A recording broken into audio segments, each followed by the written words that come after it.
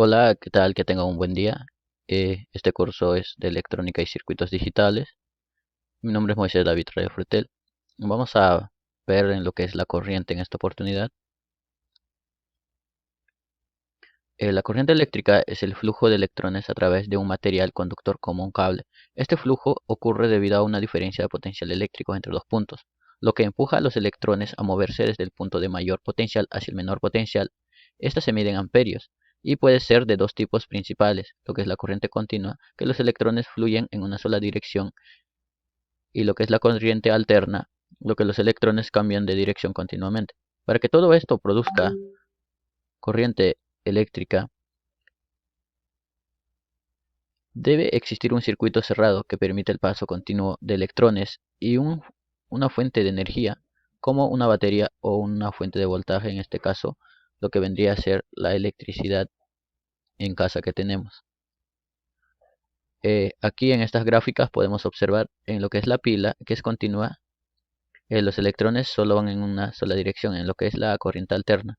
Como esta cambia, tiene fase y neutro, entonces van a estar cambiando en constante dirección, continuamente. Esto es la gráfica del ejemplo. Ahora, tenemos dos tipos de corriente, lo que es la real y lo que es la teórica. En lo que es la teórica, este es el valor de la corriente que se obtiene aplicando las leyes básicas de electricidad, como la ley de Ohm. En un sistema ideal no se consideran factores externos como pérdidas de energía, resistencias internas, efectos de temperatura o imperfecciones en los materiales. Esto es en lo que es la teórica, porque todo es a base de los componentes, a base de las medidas teóricas, se hallan a base de las medidas teóricas. Por ejemplo, si tenemos acá como un ejemplo un circuito teórico donde aplicamos un voltaje de 10 y a una resistencia de 2 ohmios, la resistencia o la corriente teórica sería de 5 amperios. Se resuelve con esta fórmula que es I igual voltaje entre resistencia, por lo que se halló 5 amperios. En lo que es la corriente real, esta corriente que efectivamente circula en un circuito real, considerando todas las imperfecciones y fenómenos que ocurren en la práctica, como pérdida de energía debido a resistencias internas o caídas de voltaje en lo que son las conexiones o cambios de materiales por temperatura. Esto sí influye bastante y cambia las medidas de los componentes. Por lo tanto, en la siguiente imagen vamos a observar en cómo cambia lo que es el voltaje y lo que es la resistencia. Esta es una imagen de corriente real, un experimento que hice con un protobar. Usé una resistencia de 500 ohmios en lo que es lo teórico, pero en la resistencia real medidos con el multímetro salió 496 ohmios. Y el voltaje era de 5 voltios, pero cuando lo medí con el multímetro salió de 5.8. Por lo tanto, para hallar la corriente real se usa la misma fórmula de la corriente teórica, pero en este caso con los datos de la corriente real.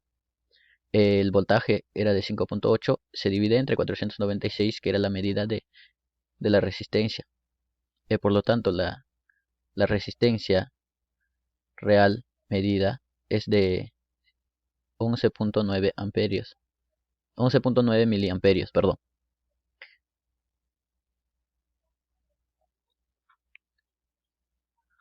Vamos a definir lo que es la carga eléctrica, cortocircuito y la resistividad del cable. La carga eléctrica es una propiedad física fundamental de la materia relacionada con las partículas subatómicas, como electrones y protones.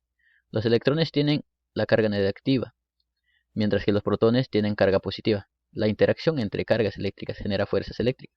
Las cargas del mismo tipo se repelen y las de tipo opuesto se atraen.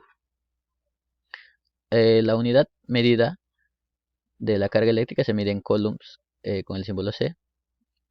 Su fórmula es K igual N por E, donde K es la carga eléctrica, donde N es el número de electrones y la E es la carga elemental, que su medida es 1,6 por 10 a la menos 19 coulombs.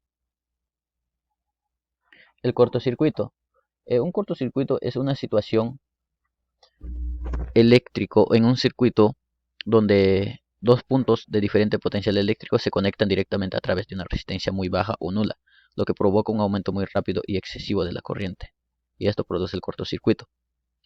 En un cortocircuito la corriente fluye casi sin restricciones, lo que puede generar muchas veces incendios o explosiones. Los cortocircuitos ocurren generalmente debido a fallos en el aislamiento de los conductores o conexiones erróneas en un circuito. Ejemplo, si se conectara un polo positivo y un negativo en una batería con un alambre sin resistencia entre ellos, se crearía un cortocircuito, lo que puede dañar la batería y generar caos externo en el cable.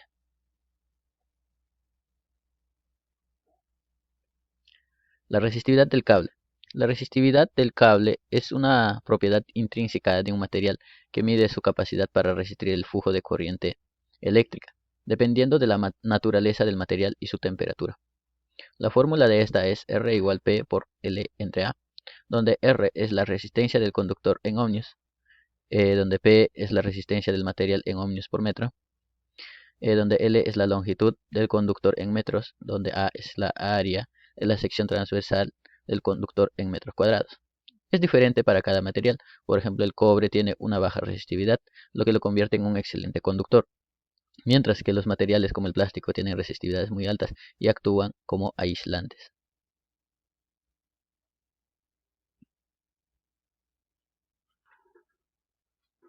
Continuamos. Vamos a ver las diferencias entre conductor, aislante y semiconductor eléctrico. Un conductor es un material que permite el flujo de corriente eléctrica con facilidad. Esto sucede porque tiene muchos electrones libres, llamados electrones de conducción, que pueden moverse libremente a través del material. Las propiedades son de baja resistencia, la banda de conducción y la banda de valencia se superponen o están muy cerca, lo que facilita el movimiento de electrones. Ejemplos tenemos cobre, oro, plata. Se utilizan en cables eléctricos y componentes electrónicos debido a su capacidad para transportar corrientes con muy poca resistencia. El aislante es un material que permite el flujo de corriente eléctrica. En este tipo de material los electrones están perfectamente unidos a sus átomos y no pueden moverse libremente, lo que la propiedad define como alta resistividad, que existe una gran diferencia de energía entre la banda de valencia y la banda de conducción, conocida como la banda de brecha o de band group, lo que impide en los electrones que pasen la banda de valencia a la conducción. Ejemplos: plástico, vidrio, goma, madera. Se utilizan para aislar los cables y proteger a las personas y los dispositivos eléctricos de corrientes peligrosas.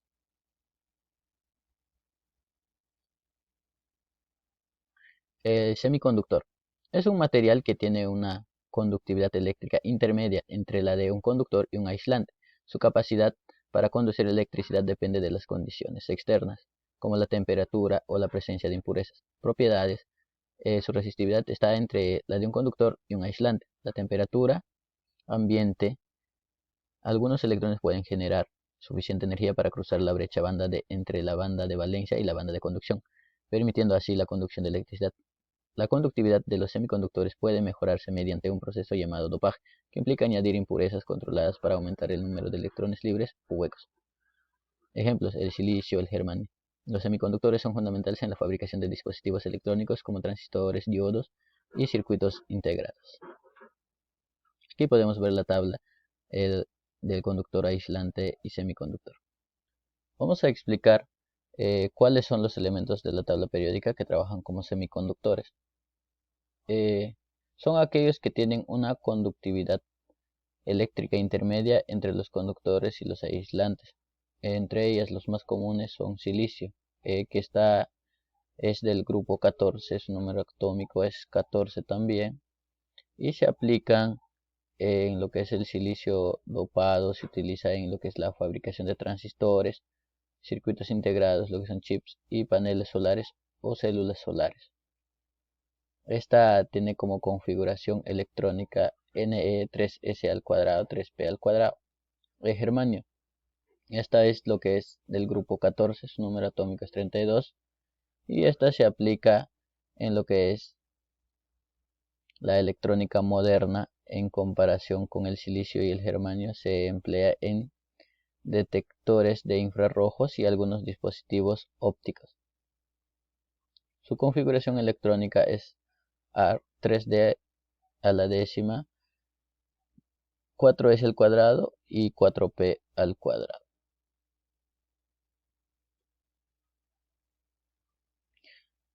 Por siguiente tenemos el arsenio, que es del grupo 15, su número atómico es 33, se aplica en lo que son para crear semiconductores de tipo N, donde se añaden electrones adicionales a un semiconductor base, como el silicio. Su configuración electrónica es AR 3D a la 10, 4S al cuadrado y 4P al cubo. Continuamos con el galio, es del grupo 3, su número atómico es 31. Esta se utiliza para la fabricación de LEDs, diodos emisores de luz, láseres, semiconductores y circuitos de alta frecuencia. Su configuración electrónica es el AR 3D a la 10, 4S al cuadrado y P a la 1. Ahora continuamos con lo que es indio. Esta es del grupo 13, su número atómico es 49. Su propiedad es que el indio ha utilizado la combinación con otros elementos como el fósforo o el arsenio para crear compuestos o semiconductores como el fósforo de indio o el arseniuro de indio. Su aplicación, esto se usa en dispositivos de alta velocidad y en paneles solares. Su configuración electrónica es KR4D a la 10, 55Pi a la 1. Lo que es el fósforo es del grupo 15, su número atómico es 15. Es utilizando en la fabricación de chips y transistores al dopar el silicio. Configuración electrónica es Ne 3S al cuadrado 3B. Tenemos también algunos compuestos de galio y lo que es fósforo de indio. Y tenemos lo que es la tabla con sus respectivas características.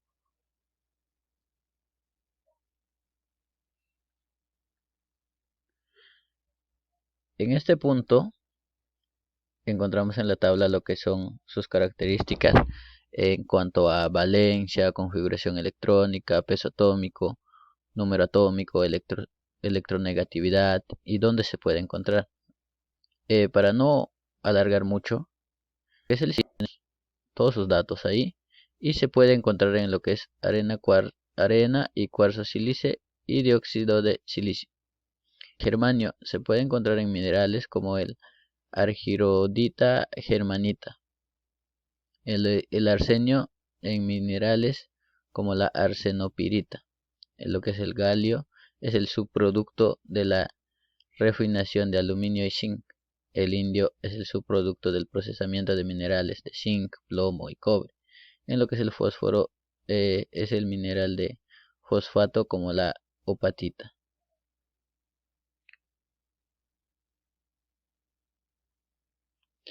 Continuamos con lo que es la pregunta 3. En esta oportunidad se observa un circuito que da 100 voltios. La resistencia es de 40 ohmios. Y ahora se va a hallar el amperaje. El amperaje se halla con la fórmula I igual el voltaje entre resistencia. O el voltaje de 100 voltios entre 40, que es la resistencia, y sale 2.5 amperios. Los colores de esta resistencia, el negro y el oro.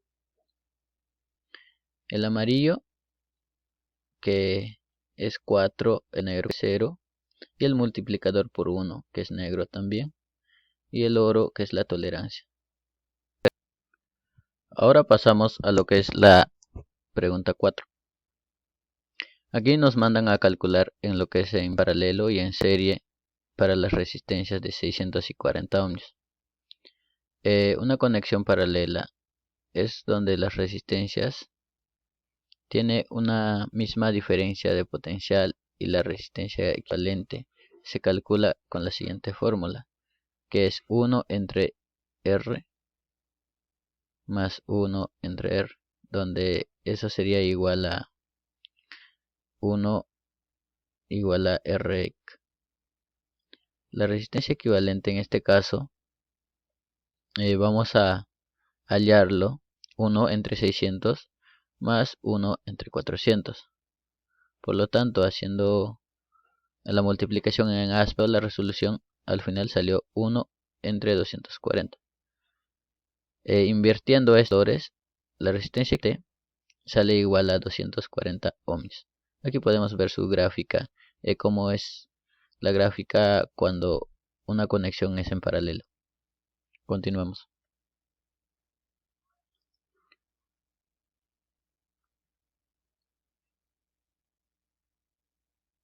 Antes de continuar, también podemos observar en lo que es la imagen una conexión en Tinkercad que se hizo para una simulación y se añadió la LED roja para ver que todo esté en orden y todo esté funcionando, no haya ningún desperfecto, y se puede observar que la LED está prendida. Ahora sí continuamos con lo que es la conexión en serie. Una conexión en serie, las resistencias se suman directamente.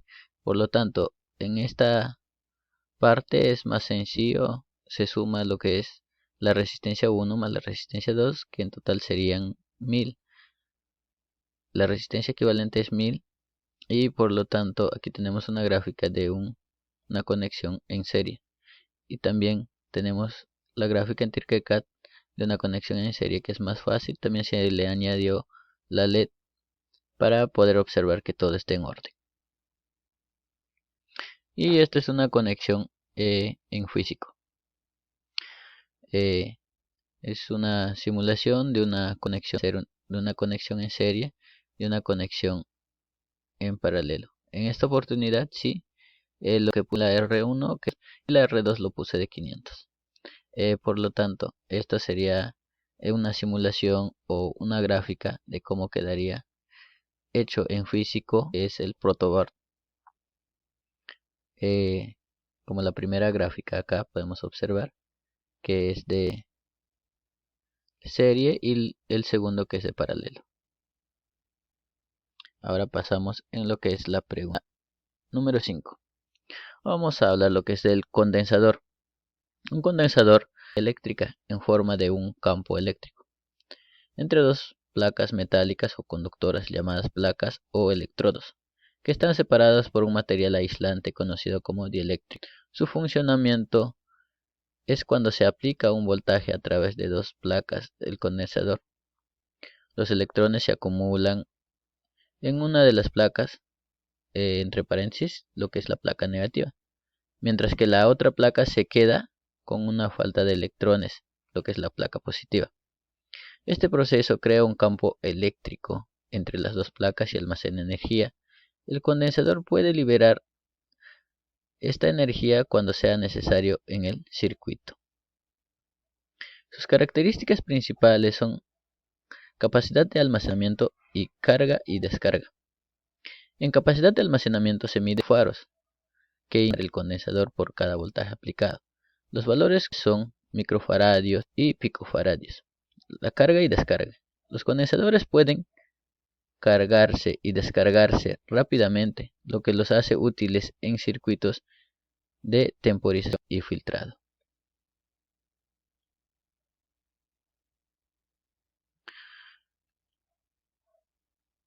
Ahora vamos a ver para qué se utiliza un condensador.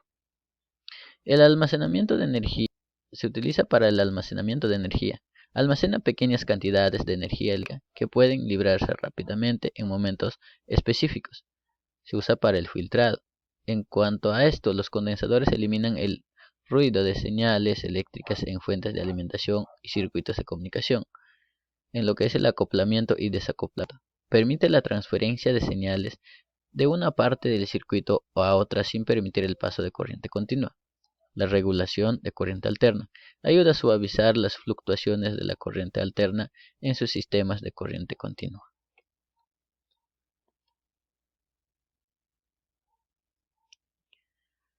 Ahora vamos a ver cuáles son los tipos de condensadores. Existen dos tipos, lo que son polarizados y no polarizados. Pero vamos a empezar por los más conocidos que eh, son condensador cerámico, que no es polarizado. Esta es de tamaño pequeño, tienen una capacidad baja, desde picofaradios hasta algunos microfaradios. Es de alta estabilidad y baja pérdida. Se utilizan en circuitos de alta frecuencia y en situaciones donde se requiere una gran estabilidad, como el filtrado y acoplamiento de señales. En cuanto al condensador electrolítico, esta es de alta capacidad, hasta varias millas de microfaradios puede resistir. Son polarizados, por lo que deben conectarse correctamente al terminal negativo a tierra o a un potencial menor. Estas se aplican en fuentes de alimentación y para almacenar energía en circuitos de baja frecuencia, y filtrado de rizado en circuitos de corriente continua. Continuamos. Hay de condensador de tantalio también, y esta se utiliza en circuitos de precisión donde se necesita un condensador de alta capacidad en espacios reducidos, como en dispositivos portátiles y placas de servicio. El condensador de mica. Esta se aplica en lo que son o en lo que se necesita para aplicaciones de alta frecuencia, como en radiofrecuencia o osciladores, debido a su estabilidad en un amplio rango de temperatura. También tenemos lo que es condensador de poliéster. Estas son usados en circuitos de audio y temporización y en aplicaciones donde se requiere una buena estabilidad. La condensador de supercapacidad.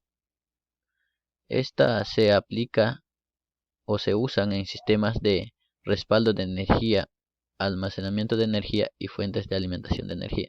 Aquí podemos observar un pequeño cuadro donde hay tipos de condensadores que son polarizados y no polarizados. El cerámico no es polarizado, el electrolítico sí es polarizado, el tantalio también. La mica, poliéster y supercapacidad, estas no son polarizadas. Aquí podemos ver el símbolo de no polarizado y polarizado.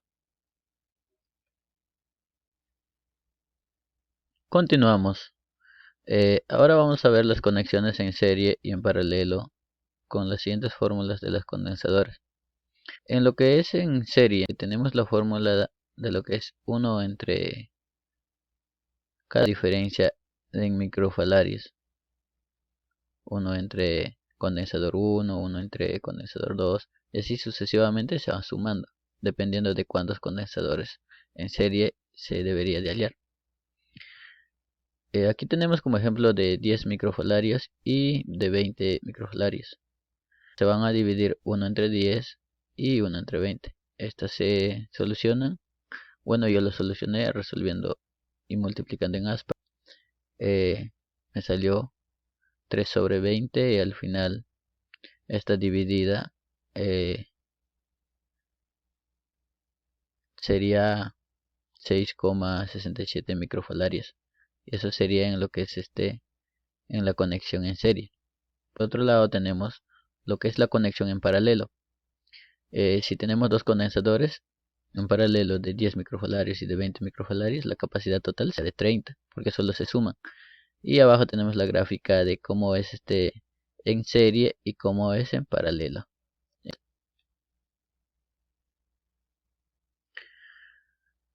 Ahora vamos a explicar lo que es un transistor. Es un componente electrónico semiconductor que se utiliza para amplificar o conmutar señales eléctricas.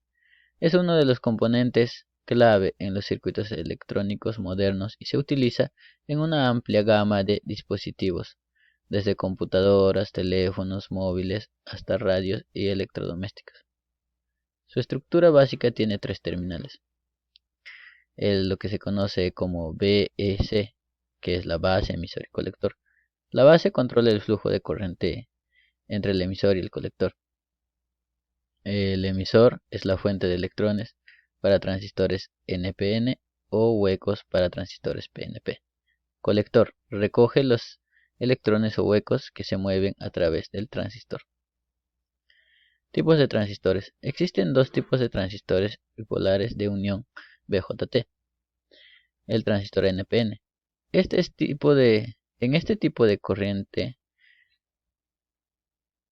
este tipo de transistor, la corriente fluye desde el colector hacia el emisor. Cuando se aplica una pequeña corriente positiva a la base, la corriente fluye porque hay un exceso de electrones en el emisor que pueden moverse al colector cuando la base está activada. PNP funciona de manera opuesta al NPN. Aquí la corriente fluye del emisor al colector cuando se aplica una corriente negativa a la base. Los huecos hacia el colector.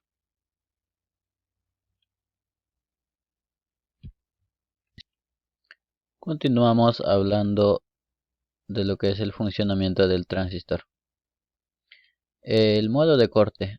No fluye corriente en el colector y el emisor porque el transistor está apagado. En modo de saturación, fluye una corriente máxima entre el colector y el emisor. El transistor está completamente encendido y actúa como un interruptor cerrado.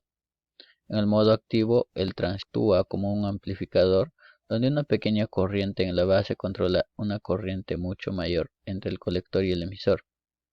Aplicaciones del transistor. Como aplicaciones tenemos lo que es la amplificación, conmutación, regulación de voltaje y en circuitos. En lo que es la amplificación, los transistores pueden amplificar señales pequeñas como en radios y en equipos de audio. La conmutación se utilizan como interruptores electrónicos, controlando la activación y desactivación de señales en circuitos digitales y análogos. La regulación de voltaje. En fuentes de alimentación, los transistores regulan el flujo de la corriente para mantener un voltaje constante. En los circuitos lógicos, en la fabricación de chips y microprocesadores, los transistores forman las partes lógicas que procesan los datos.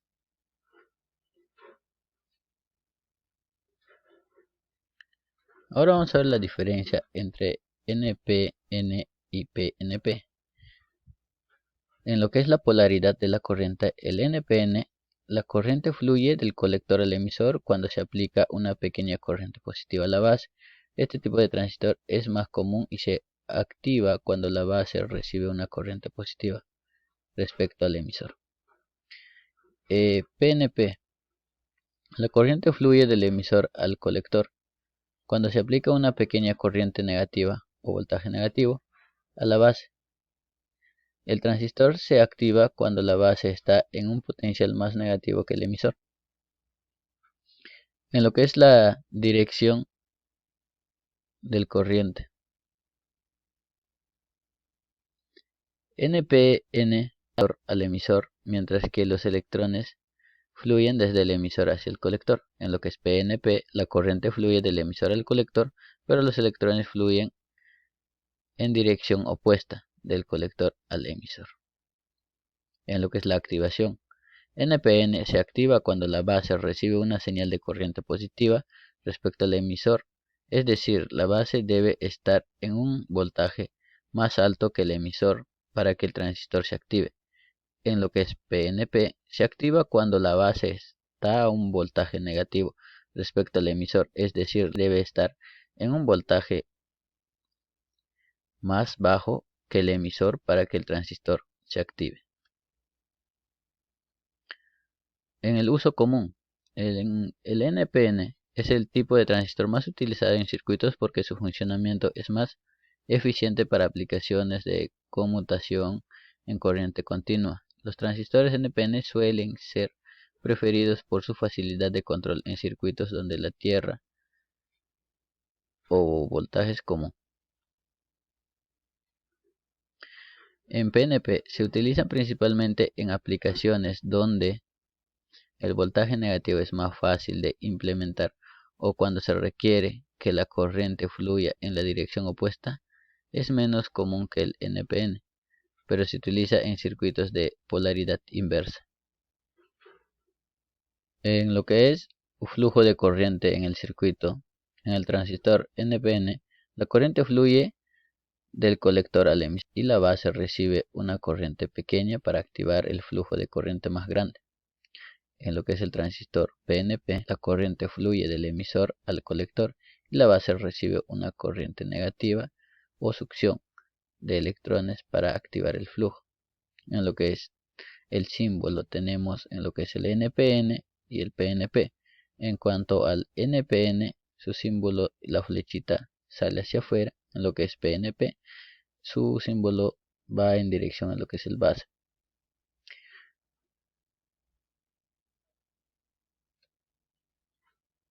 Eso sería todo. Muchas gracias.